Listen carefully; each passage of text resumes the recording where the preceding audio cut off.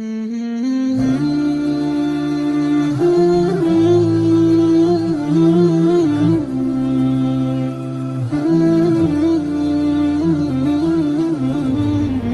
আলাইকুম ওয়া রাহমাতুল্লাহি ওয়া বারাকাতুহু।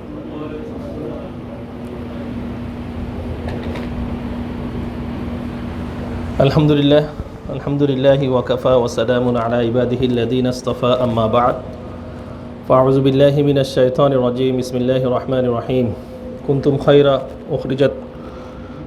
খায়রা উম্মাতিন উখরিজাত লিন-নাসি তা'মুরুনা বিল মা'রুফি ওয়া তানহাউনা আনিল মুনকারি ওয়া তু'মিনুনা বিল্লাহ।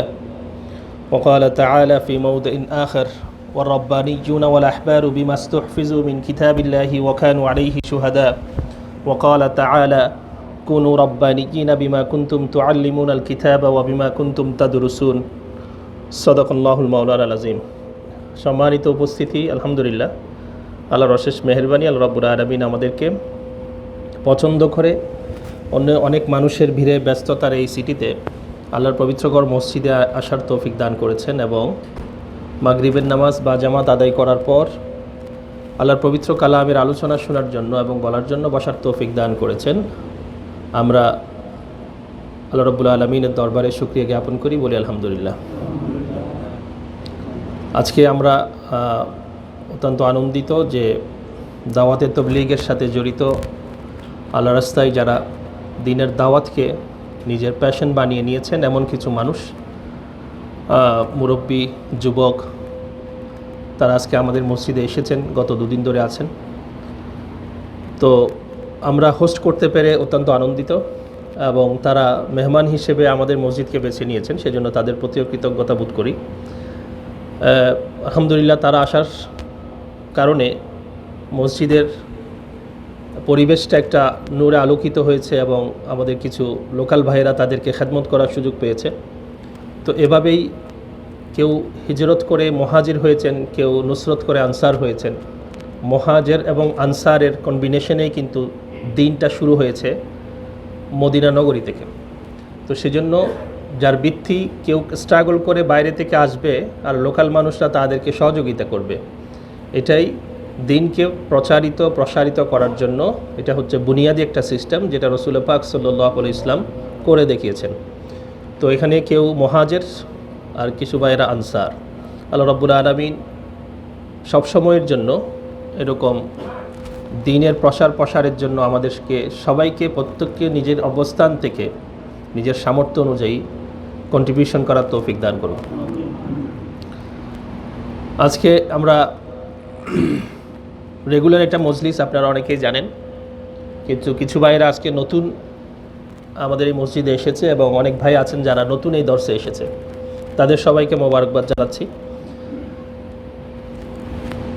আমার রেগুলার দর্শে আমি চেষ্টা করি পবিত্র কোরআনকে সামনে রেখে কোরআনের আলোকে কিছু কথা শেয়ার করার জন্য, কিন্তু আজকে যারা এখানে মোবাল্লিগিনরা এসেছেন তারা মুরব্বীদের কাছ থেকে অনেক কিছু শিখেছেন, তারা নিজেরাও অনেকের সামনে মোজাকারা করে থাকেন। তো সেজন্য আজকেরটা আমি মোজাকারা হিসেবেই নিচ্ছি, দ্বীনের আলোচনাকে একে অপরের সাথে শেয়ার করা, যাতে করে নিজেও ফায়দা পায় এবং যারা শুনছেন তাদেরকেও উপকার লাভ করে। এবং পবিত্র কোরআনে আল্লাহ রাব্বুল আলামিন বলছেন, ফাযাক্কির ইন্না যিকরা তানফাউল মুমিনিন।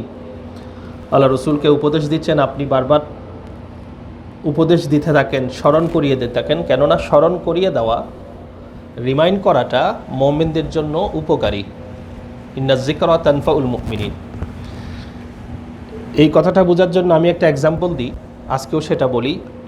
আমরা যাদের কাছে পড়াশোনা করেছি, পটিয়া মাদ্রাসার একজন ওস্তাদ আছেন, যিনি সরাসরি আমার ওস্তাদ নয়, আমার ওস্তাদের ওস্তাদ।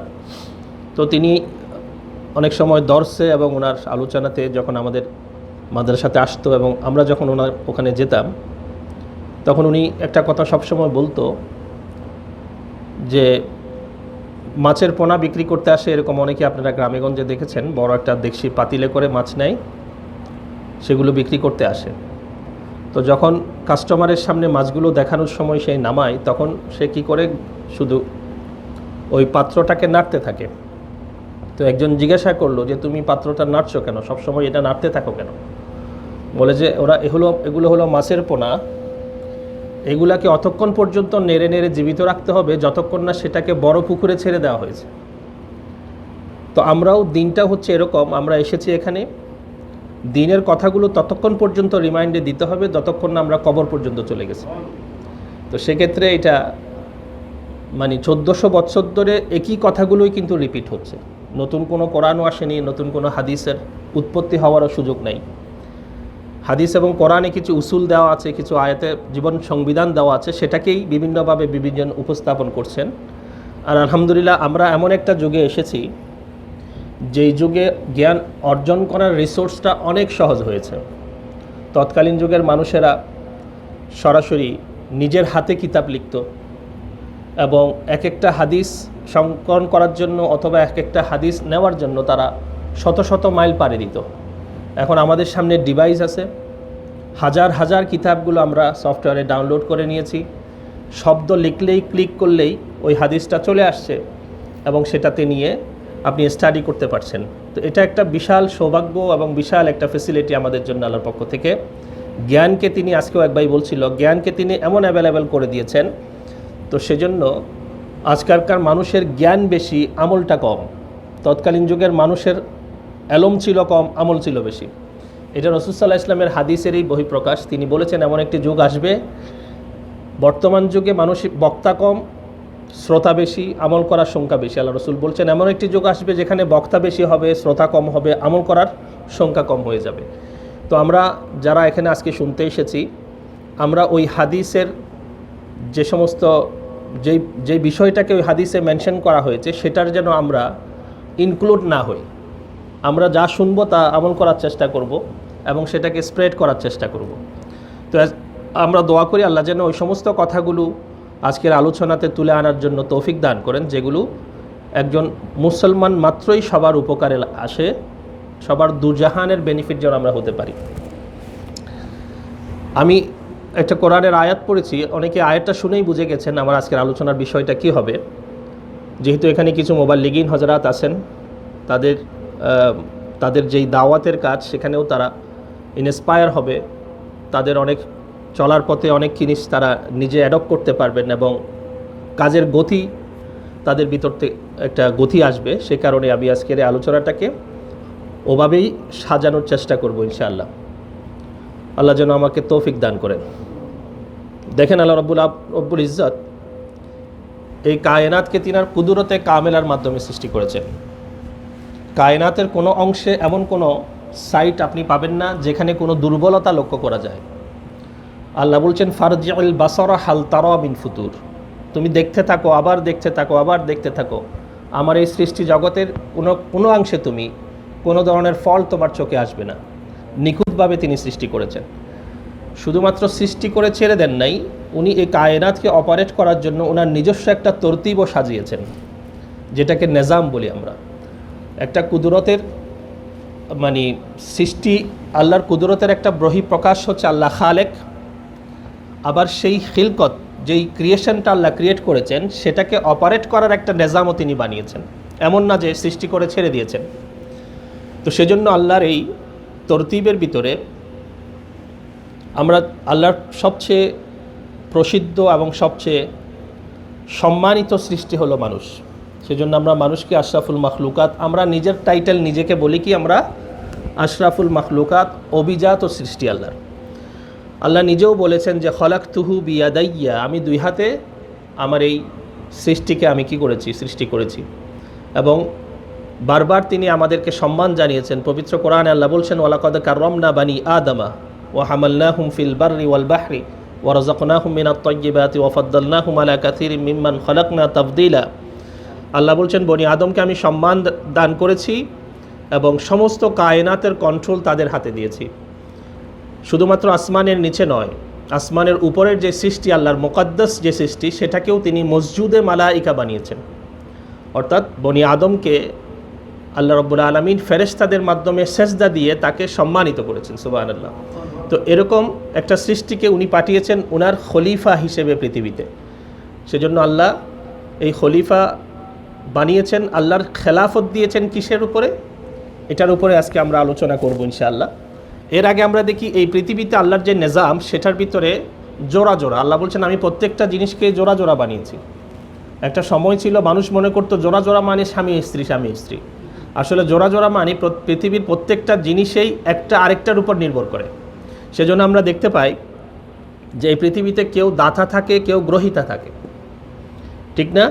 ঠিক তদ্রূপভাবে কেউ পড়ায়, কেউ পড়ে, অর্থাৎ কেউ শিক্ষক, কেউ ছাত্র।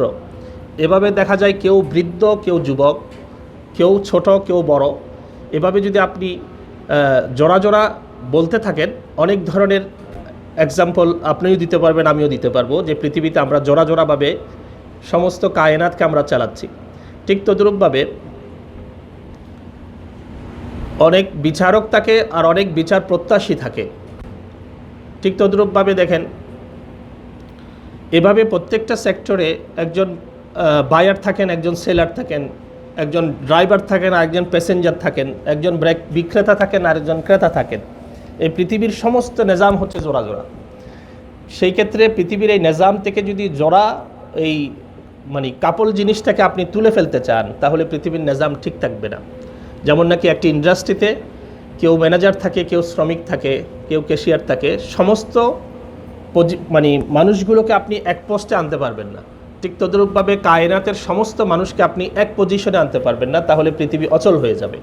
সেজন্য আমরা দেখি আল্লাহ রাব্বুল ইজ্জত এই পৃথিবীর এই সামাজিক জীবনে যে তরতিবটা বানিয়েছেন, এই তরতিবটাই আমাদেরকে মেনটেন করতে হবে। ঠিক তদ্রূপভাবে কিছু মানুষকে রেসপন্সিবিলিটি দিয়েছেন কিছু মানুষের উপরে। যেমন একটা এক্সাম্পল আমি বলি, আল্লাহ বলছেন আর রিজালু কওয়ামুন আলান নিসা, পুরুষরা হচ্ছে নারীর অভিভাবক।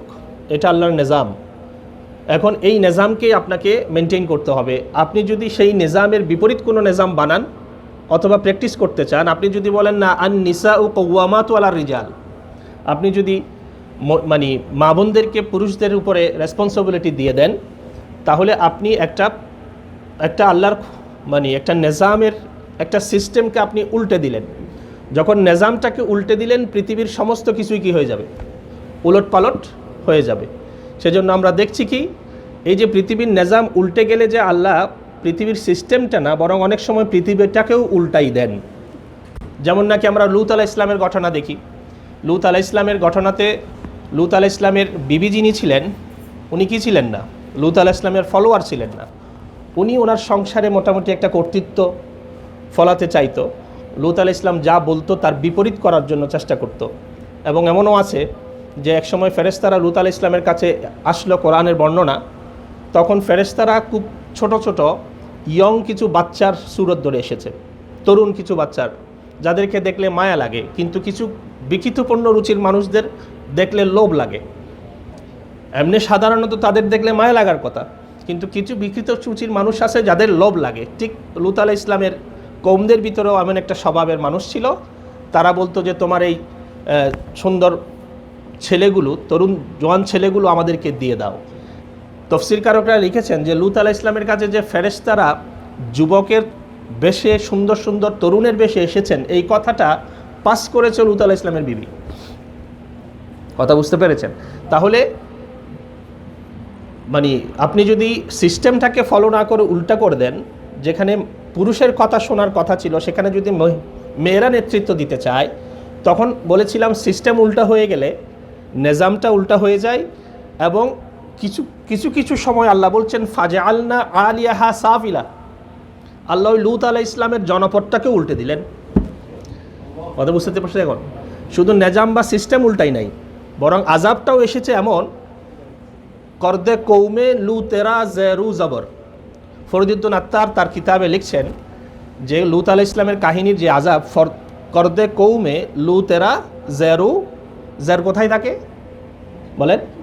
আর জবর উপরে, জেরু জবর করে দিয়েছে, মানে উলট পালট করে দিয়েছে। তাহলে যেই নিজামটা আল্লাহ পৃথিবীবাসীর জন্য মঙ্গলজনক করে বানিয়েছেন, মানুষ যদি সেই নিজামের বিরোধিতা করে, প্রকৃতিও মানুষের সাথে কি করবে? বিরোধিতা করবে।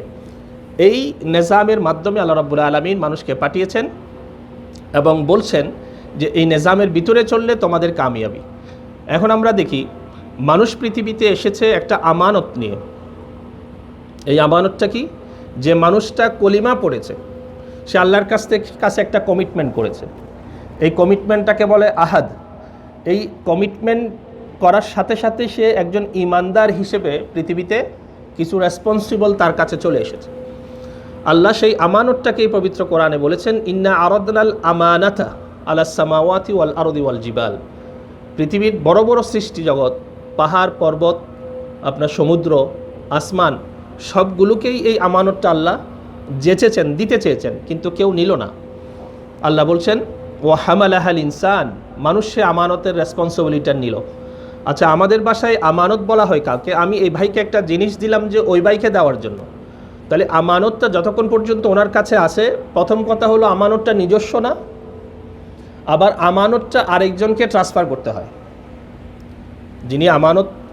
যিনি আমানত হিসেবে জিনিসটা নেয়, আমি এই ভাইকে দিলাম যে আপনি ওনারকে আগামীকালের ভিতরে জিনিসটা পৌঁছাই দিবেন। তার মানে কি, একটা জিনিস হলো যে আমানতটা আমি ওনাকে দিয়েছি, ওই আমানতের মালিক উনি না, আবার ওনার রেসপন্সিবিলিটি হলো সেটা আরেকজনের কাছে পৌঁছে দেওয়া। সেজন্য আমরা দেখি ইমানের যে দায়িত্ব, সেটাকে আল্লাহ আমানত এই জন্য বলেছেন যে এই আমানতটা আসমান এবং জমিনকে দিতে চেয়েছিল, কেউ নেয়নি, মানুষ সেটাকে নিয়েছে এবং একটা বড় রেসপন্সিবিলিটি নিয়েছে। সেজন্য আমানতের মানে হলো, তুমি যে আমানতটা নিয়েছো সেটা তুমি রেখে দিতে পারবে না, সেটাকে তোমাকে ট্রান্সফার করতে হবে, স্প্ল্যাট করতে হবে, আরেকজনের কাছে পৌঁছে দিতে হবে। সেজন্য পবিত্র কোরআনের সূরা নিসার 58 নম্বর আয়াত আল্লাহ বলছেন, ইন্নাল্লাহা ইয়া'মুরুকুম আন তুআদ্দুল আমানাতি ইলা আহলিহা। আল্লাহ হুকুম দিচ্ছেন তোমাদেরকে, তোমরা তার আমানতগুলোকে তার আহাল পর্যন্ত পৌঁছাই দাও। তাহলে আমরা এই কথা থেকে আমরা কি বুঝতে পারি, আমরা কলিমা পড়ার সাথে সাথে আমরা একটা আমানতকে নিয়েছি। সে আমানতটাকে আমি নিজে রাখতে পারবো না। প্রথম কথা হলো আমানতের যাতে কোনো ক্ষতি না হয়, সেটা যেন আমরা সেভ করব যতক্ষণ সেটা আমার কাছে থাকে, এবং অন্যকে সে আমানতটাকে পৌঁছে দিব। সেজন্য এই ঈমানটা যেমন নাকি আমরা লালন করব, এই ঈমানের বাণীটা আরেকজনের কাছে পৌঁছে দেওয়া, সেটাই হচ্ছে আমাদের দায়িত্ব। তাহলে সেই ক্ষেত্রে আমরা করি কি, সেই দায়িত্বটা একসময় নবী রাসূলুল্লাহ পালন করতেন। আল্লাহ রাব্বুল আলামিন পৃথিবীতে সার্টেন টাইম, একটা নির্দিষ্ট সময় পর্যন্ত এই দায়িত্বটা সরাসরি দিয়েছেন নবী এবং রসুলগণকে।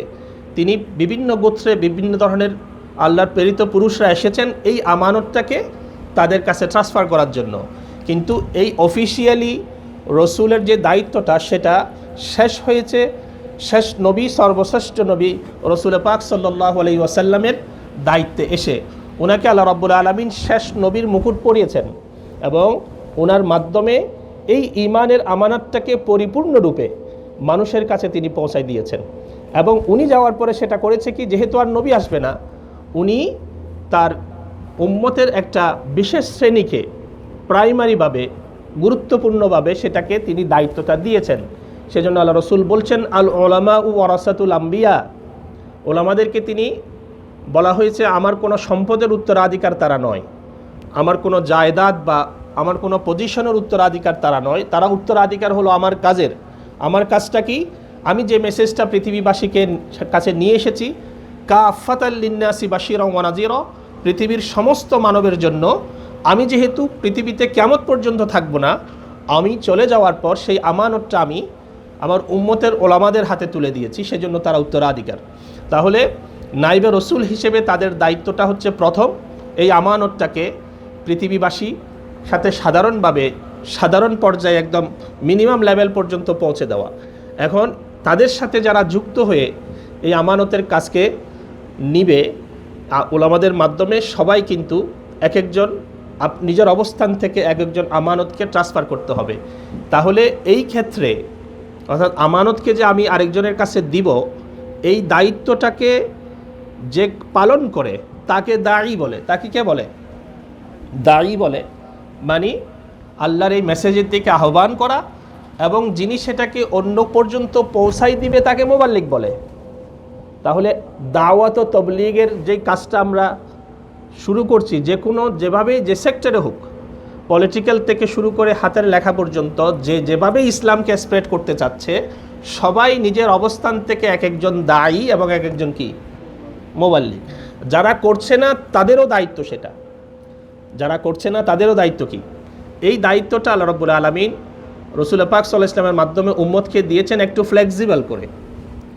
মানে দাওয়াত দিতে বলা হয়েছে, বাল্লিগু আন্নি ওয়ালাউ আয়া, আমার কাছ থেকে একটা শব্দ হলো তুমি পৌঁছাই দাও।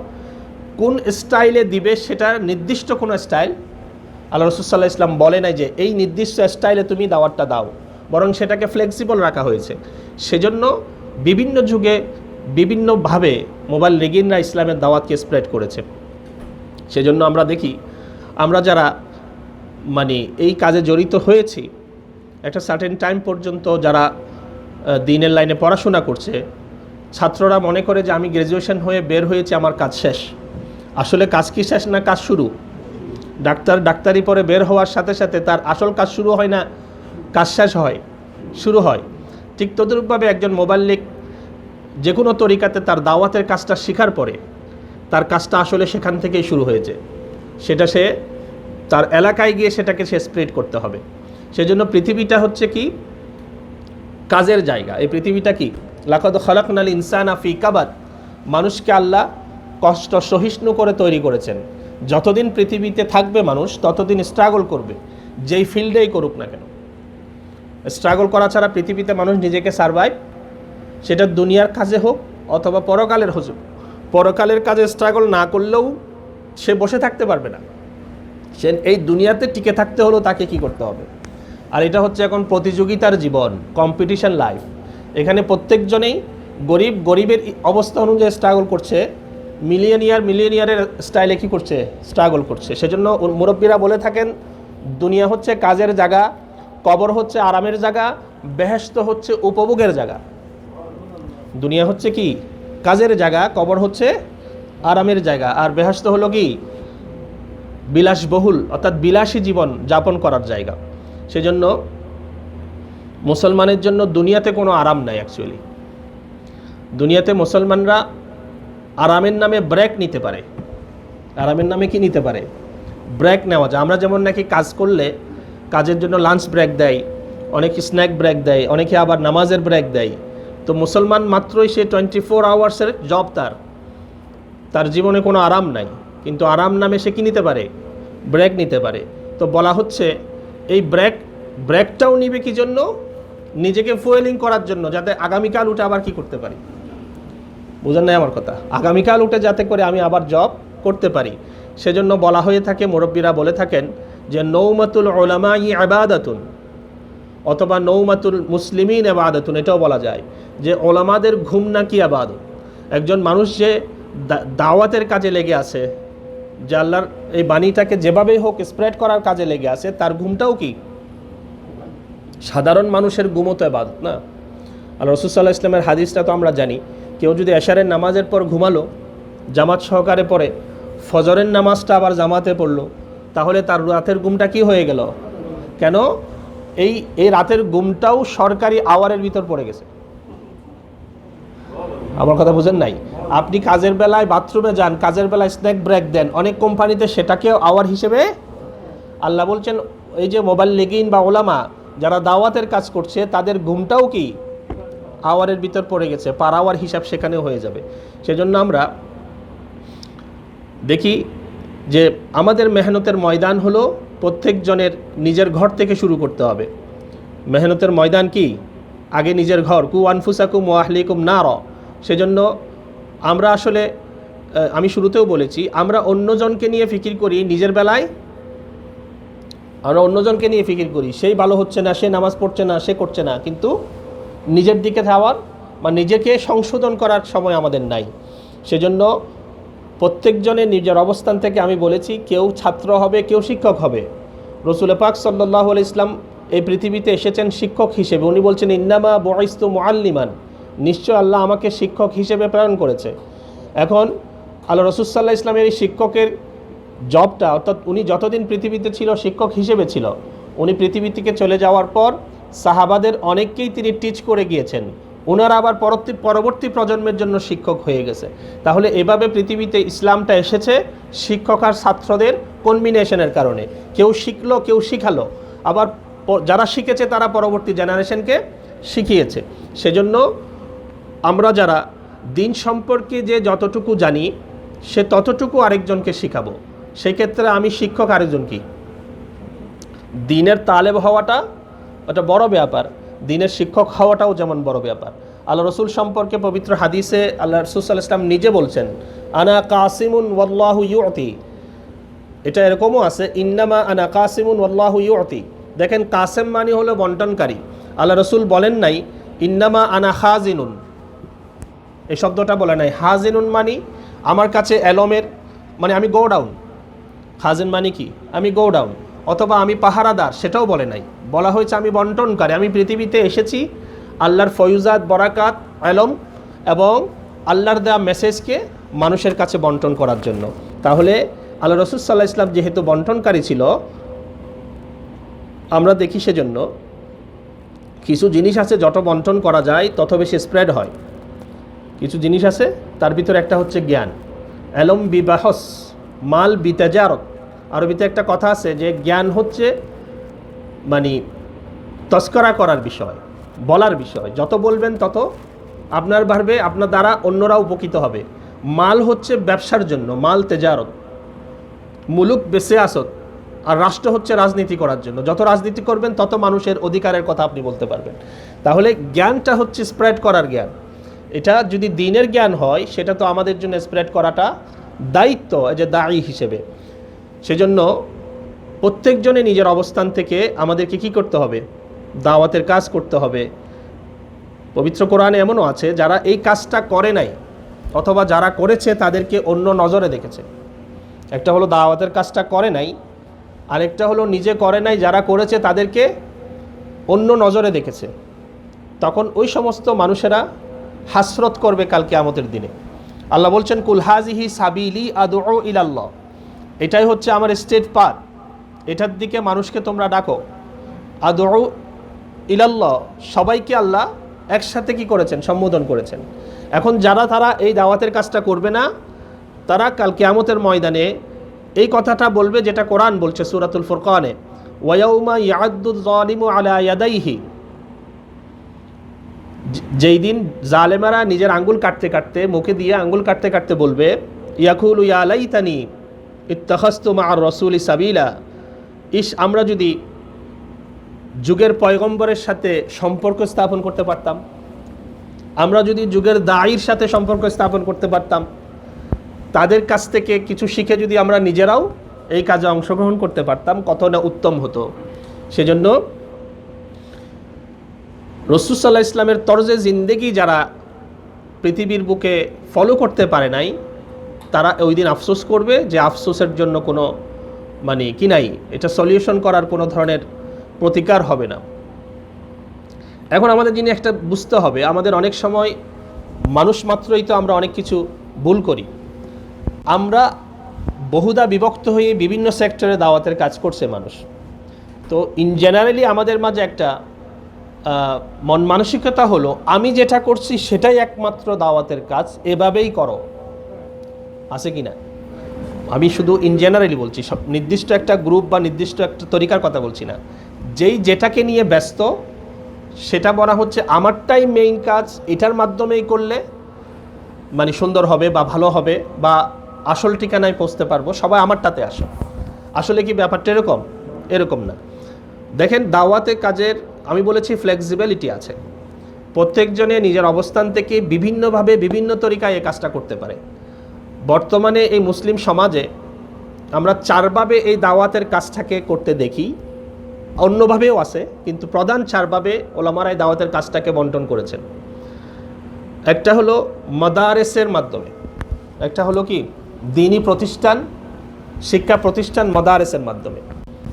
এটা হলো ওই সমস্ত আলেমদেরকে ওখান থেকে প্রডিউস হয়।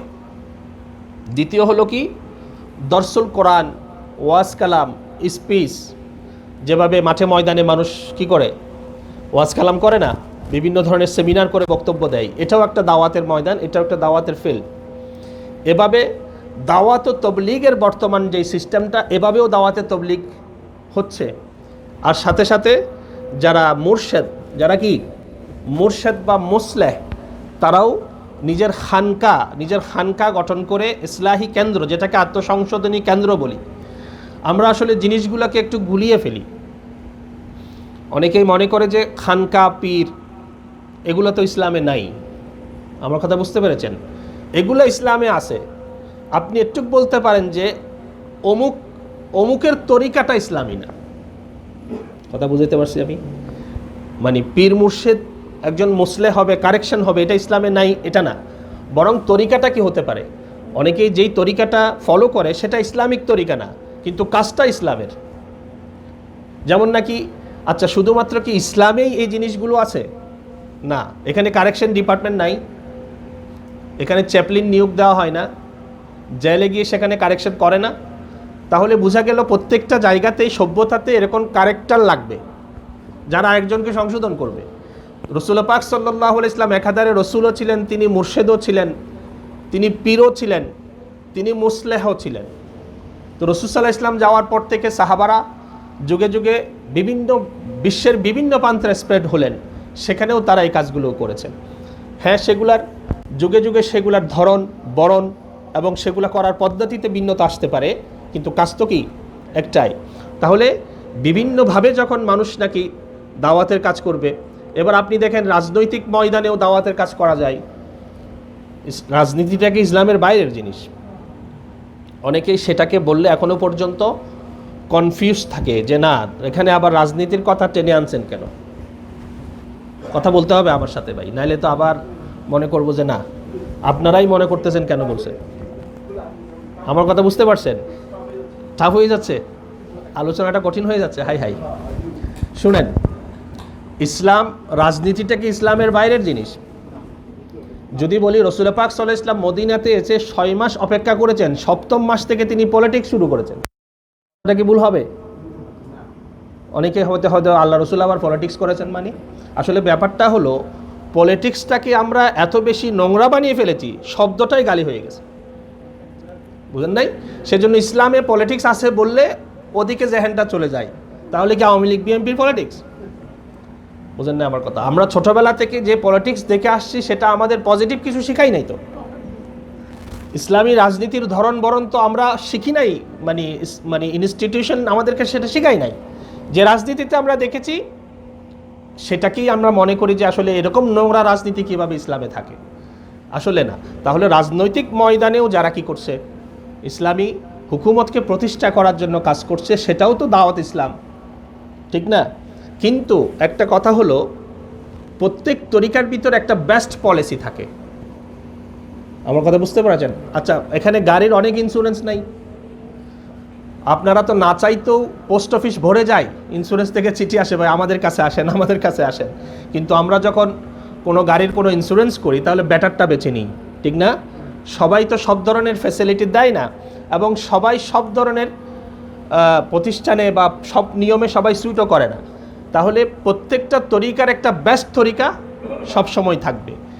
দাওয়াতে তবলিগের যেই পদ্ধতিটা গত 100 বছর চলছে, তার যে রেজাল্ট, তার যে ব্যাপকতা, তার যে পরিধি, তার যে কাজের বৈষয়িক যেই চিত্র, সেটার দেখেই যে কোনো কেউ নির্দ্বিধায় বলতে পারে যে এই যুগের জন্য it is the best policy. কথা বুঝেন না আমার কথা? কোনো একটাকে ইগনোর না করে সব জায়গাগুলো সব কাজকে শ্রদ্ধাবনতভাবে দেখে এটা বলতে পারি তার রেজাল্ট যেভাবে আমাদের সামনে এসেছে গত 100 বছরে, ইট ওয়াজ এ বেস্ট পলিসি। সেজন্য এটা এজন্য বলবেন, যদি আপনি এটাকেই একমাত্র তরিকা ধরে নেন যে ইসলামকে স্প্রেড করার জন্য, তাহলে আমি বলবো মৌলানা ইলিয়াস রহমতুল্লাহ আলাইহির জন্মের আগে আল্লাহ রসুল সাল্লাল্লাহু আলাইহি ওয়াসাল্লামের তিরুদানের পর থেকে পৃথিবীতে ইসলামটা ছড়ালো কিভাবে? এই তরিকায়। কারণ তরিকা তো এসেছে গত 100 বছর আগে। কথাগুলো একটু বুঝে নিতে হবে। আমার কথা বুঝতে পেরেছেন? তাহলে বর্তমান যুগের জন্য, তাহলে যেহেতু আমরা এটার ভিতরে অন্য ওপিনিয়নও আছে, অনেকেই এটাকে অন্য অ্যাঙ্গেল থেকেও দেখবে। আমি আমারটা বলেছি, যে কোনো মানুষই সেখানে ওপিনিয়ন দিতে পারে।